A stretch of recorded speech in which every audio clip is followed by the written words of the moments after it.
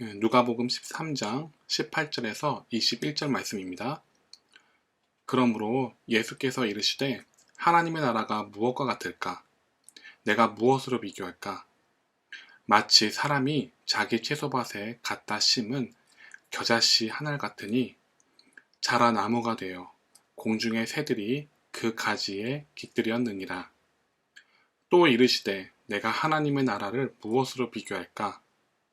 마치 여자가 가루 서말 속에 갖다 넣어 전부 부풀게 한 누룩과 같으니라 하셨더라. 18절에는 그러므로 라는 단어로 시작합니다. 그러므로는 앞의 내용이 뒤의 내용의 이유나 원인 혹은 근거가 될 때 사용하는 접속 부사입니다. 그렇다는 것은 지난 시간에 18년간 귀신 들려 꼬부라진 여인을 예수님께서 치유하셨을 때 회당장과 같이 오히려 예수님께서 안식일에 행하신 일을 반대하는 자들이 있었음을 말씀한 사건이 바로 오늘 본문을 이해하는 전제가 되는 것이지요. 오늘 본문을 말씀하시는 이유이시니까요. 회당장의 사건이 원인이 되어 예수님께서 오늘 본문을 말씀하시는 것입니다. 18년간이나 귀신 들려 앓으며 꼬부라졌으나 예수님으로부터 아브라함의 딸이라 칭함을 받고 고침을 받은 이 여인, 그 영적 질병에서 돌이킨 여인의 모습을 두고 예수님께서는 하나님의 나라가 무엇과 같을까? 내가 무엇으로 비교할까?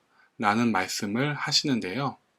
하나님께서 귀신 들린 그녀에게 현재 처해 있는 상황에서 원인을 깨닫고 돌이켰을 때 하나님께서 행하신 영광스러운 일을 기뻐한 무리들이 있었습니다.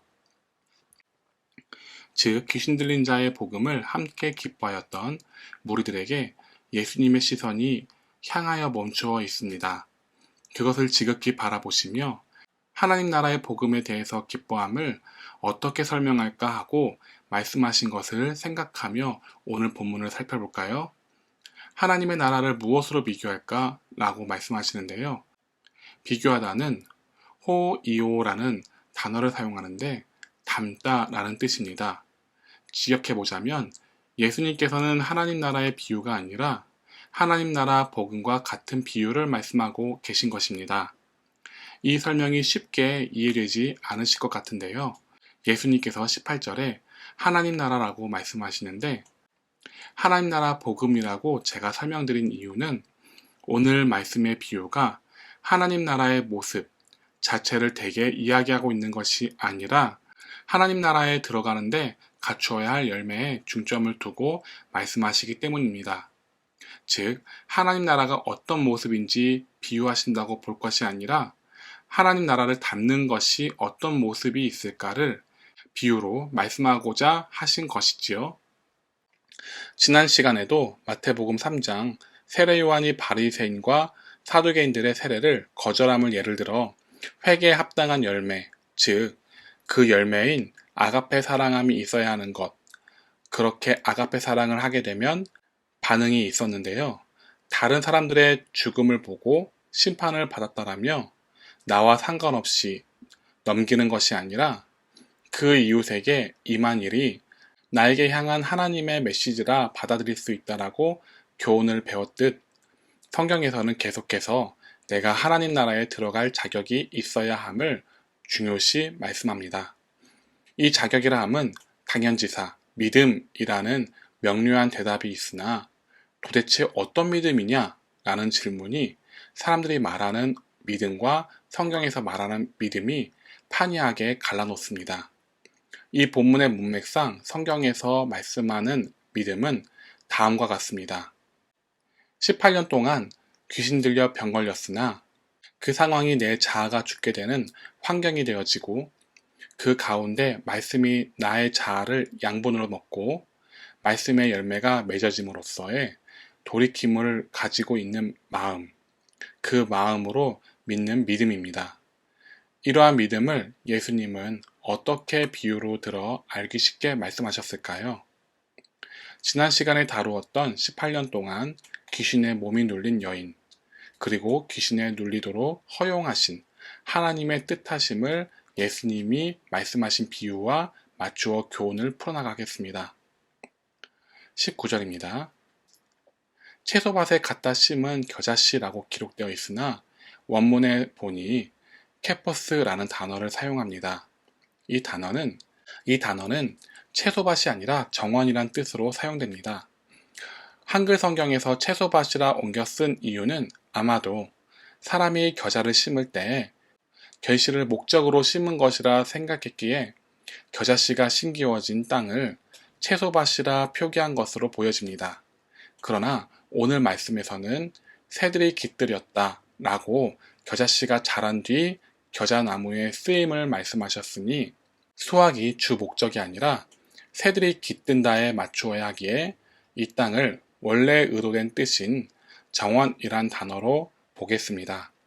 그럼 새들이 깃들게 만드는 겨자나무에 대해서 자세히 알아보겠습니다. 겨자는 사실 나무가 아닙니다. 겨자는 줄기가 해바라기처럼 쭉 뻗어 자라나는 식물로 크게는 3m까지 자라나는 식물입니다. 겨자는 잡초와 같은 식물입니다. 아무도 정성스레 식물을 심지 않습니다. 이 식물은 아름답지도 않고 향기가 있는 것도 아닙니다.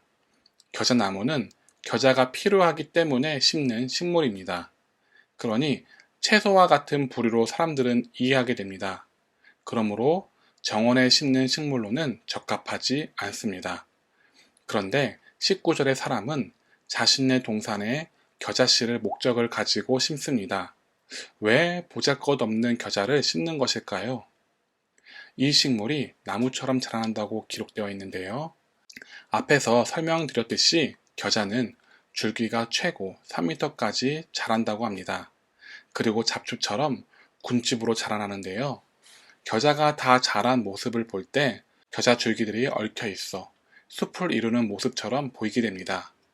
그래서 작은 숲과 같은 모습을 보이고 그곳에 작은 새들이 맹수로부터 자신을 보호하기 위해 깃들게 됩니다. 즉, 새들로서는 쉼을 얻기 위한 장소가 되는 것입니다. 정원의 완성은 예쁜 나무, 꽃, 그리고 꽃과 함께 향기로운 꽃향기가 있어야 하고, 그리고 중요한 것으로 나의 귀를 즐겁게 해주는 지저귀는 새들이 있어야 진정한 정원이라 할 수 있습니다. 그러니 정원을 가꿀 때에는 새들을 끌어들일 수 있어야 하는데요. 그렇기 때문에 정원에 어울리지도 않는 겨자를 심겨진 것입니다. 겨자는 18년 동안 귀신 들려 몸이 눌려있는 여인의 모습과도 같습니다. 겨자는 정원에 어울리지 않는 잡초와 같고 향기도 나지 않습니다. 그렇게 전혀 알아주지 않는 버려지는 식물임에도 불구하고 이 식물이 있으므로 새들이 끌어들여지고 새들이 쉴 수 있는 장소가 됩니다. 그러니 정원에 있어서는 없어선 안 될 식물이 된 것입니다. 마찬가지로 18년 동안 그녀가 그 자아를 가장 밑바닥까지 낮추고 말씀에 의해서 돌이켜 귀신으로부터 자유하게 된 모습은 같은 상황을 겪고 있는 사람들에게 쉼이 되어줍니다. 그리고 그 여인의 삶의 간증을 통해서 믿음, 소망, 사랑을 사람들이 발견하며 그들의 신앙을 굳건하게 세워주는 역할을 해줍니다. 이렇게 돌이킴이 있는 사람들에게는 결실도 결실이지만 겨자나무와 같이 사람들이 쉼을 얻고 가기도 합니다. 돌이켰을 때 말씀 안에서 누릴 수 있는 기쁨이 사람들에게 힘을 주고 사람들의 영혼을 세워주게 됩니다. 그 장면이 어디에 기록되어 있는지 다시 한번 살펴보겠습니다. 누가복음 13장 17절을 천천히 읽겠습니다. 예수께서 이 말씀을 하심에 모든 반대하는 자들은 부끄러워하고 온 무리는 그가 하시는 모든 영광스러운 일을 기뻐하느니라. 예수님이 말씀하실 때 외식하는 회당장의 뜻을 지지하는 반대하는 자들은 부끄러워했지만 온 무리, 즉 어떤 무리는 그가 하시는 모든 영광스러운 일을 기뻐하셨다라고 기록됩니다. 18년 동안 귀신에게 몸이 눌려 몸을 굽히지 못하였을 당시에는 슬픔과 아픔이 연속되는 과정 중이었으나 돌이켜 마귀에게 눌린 병이 나은 시점에서는 하나님께서 왜 자신에게 귀신에 눌려 살아간 여정을 허용하셨는가를 깨닫게 되었을 것입니다. 돌이킴을 지난 시간에 다뤘습니다만 돌이킴을 배우는 것이 귀신에게 눌려 고통을 당했던 시간들보다 더 소중한 것을 깨달았을 것입니다. 현재 귀신에게 눌려 고통당하고 계시는 분들이 있을 테고 그에 버금가는 환난을 당하시는 분들이 이 메시지를 듣는 분들 중에 있으실 것이라 봅니다. 돌이켜져서 깨닫고 나면 과거에 힘들었던 그 순간들을 돌아보며 하나같이 이렇게 대답을 합니다. 나에게 이와 같은 힘든 시간을 하나님께서 허용하신 이유가 있으셨구나. 말씀 안에서 돌이킴이 정말 중요하구나. 라고 고백을 하게 됩니다. 그리고 회개의 열매를 맺으면 더 나아가 사람을 긍휼히 여길 수 있는 여유가 생기게 됩니다. 내가 당한 환난을 괜히 받은 것이 아니기 때문이죠. 따라서 겨자줄기의 새들이 깃들이듯 이와 같이 하나님께서 하신 일들을 듣고자 이렇게 긍휼히 여길 수 있는 자에게 영혼의 쉼을 얻기 위해 무리들이 모이게 됩니다. 하나님 나라의 복음으로 인하여 많은 무리들이 예수님께 모이듯 내가 힘겹게 지내온 환난의 여정을 현재 겪고 있는 사람들이 보게 되고 그 중 어떤 이들은 하나님이 살아계심을 다시 붙잡아 바로 서게 됩니다. 20에서 21절입니다. 예수님께서는 뭔가 더 와닿게 말씀하시기 위해 곰곰이 생각하시며 말씀을 이어가십니다. 누룩에 대해 말씀하십니다. 보통 성경에서의 누룩은 나쁜 의미로 사용이 됩니다만 오늘 본문에서의 누룩은 좋은 의미로서의 누룩으로 사용됩니다. 현대에는 누룩이나 효소, 엿기름 등 발효용 세균이 있어 누룩을 따로 팔지만 옛날에는 누룩을 직접 만들었습니다. 즉석해서는 만들 수 없었기 때문이죠. 이렇게 구입하여 즉석으로 만들 수 없던 누룩은 만들었던 과정에 많은 노력과 신경을 써야 하는데요. 밀가루에다가 끓여 식힌 물을 넣어 혼합하여 반죽을 만든 뒤 헝겊을 깔고 그 위에 밀가루 반죽을 올립니다. 그리고 헝겊을 잘 여밀어 밀가루 반죽을 계속해서 골고루 밟습니다. 그런 뒤에 반죽을 발효시키기 위한 작업을 하는데 종이상자에 즙이나 쑥대를 충분히 깝니다. 그리고 다시 즙이나 쑥대를 다시 덮습니다. 25에서 30도 정도 유지되는 장소에 둡니다. 이때 3일에 한번 뒤집어 주어 골고루 발효하도록 돕고 썩지 않도록 해줍니다. 이렇게 2주를 띄우고 꺼내는데 이것으로 끝나는 것이 아니라 바람이 잘 통하는 햇볕에 일주일을 말립니다. 이와 같이 해줘야만 누룩이란 미생물이 거처할 수 있는 좋은 환경이 됩니다. 누룩이 살기 좋은 환경은 따뜻해야 하고 단단해야 합니다. 끓여 식힌 물을 사용하는 것도 물속에 있을 수 있는 잡균들을 최소화해 원하는 미생물을 확보하기 위함에 있습니다. 마른 즙, 쑥대를 사용하는 것은 쑥대와 마른 즙에 서식하는 미생물들이 알코올 발효에 유익한 미생물들이며 이것들이 수분 조절과 보온 작용을 해주기 때문입니다. 쑥대와 마른 즙이 충분히 있어야 누룩이 썩지 않습니다. 그리고는 위아래 고르게 미생물이 착상할 수 있도록 하고 썩는 것을 예방하기 위해 일정한 시간을 두고 뒤집어 주기를 반복하여 주는 것입니다. 밀가루 반죽에 누룩을 띄우는 일은 단순히 가만히 두면 될 것이라 생각을 합니다. 그런데 누룩을 만들어 본 본문의 여자 혹은 주부들은 누룩을 만들기 위해서 얼마나 많은 신경을 써야 하는가를 알게 됩니다.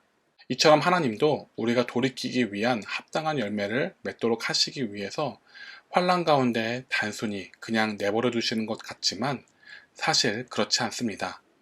앞서 말씀드린 바 예수님께서 하나님 나라가 누룩과 같다라고 말씀하시는 그 비유는 곧 우리가 하나님 나라에 들어가려는 마음의 상태로 여길 수 있는 내용이기 때문에 밀가루 안에 누룩이란 효소가 잘 자라날 수 있도록 환란이란 환경을 통해 우리 마음 안에 천국에 들어가기 위한 열매가 잘 맺어지도록 각별히 신경을 쓰신다는 것입니다.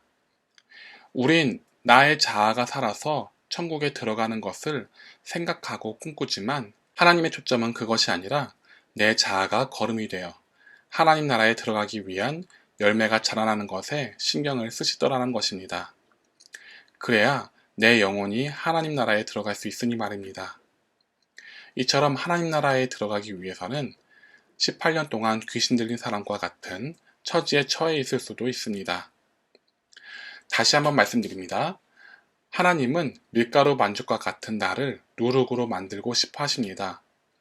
그래서 밀가루 안에 누룩이 자라나도록 하시기 위한 것처럼 고난의 상자에 두고 발로 계속해서 밟고 또 밟으십니다.